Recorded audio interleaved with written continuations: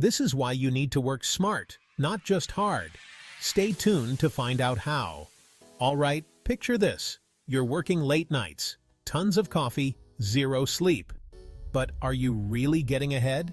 Here's the deal. Hard work is great, but smart work? That's the game changer. Think of a maze. You can run around, hit walls, get tired. Or you can plan. Find the shortest path. Which one wins?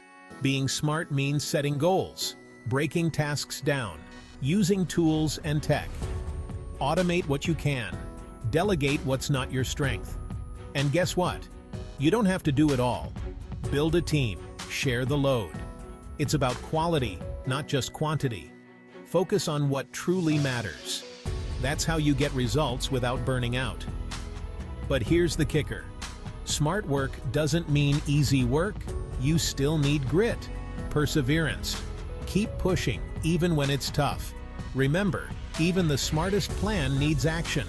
So, work smart, stay strong, and never give up. All right, entrepreneurs, go out there and make it happen. Your smart work will pay off. You got this.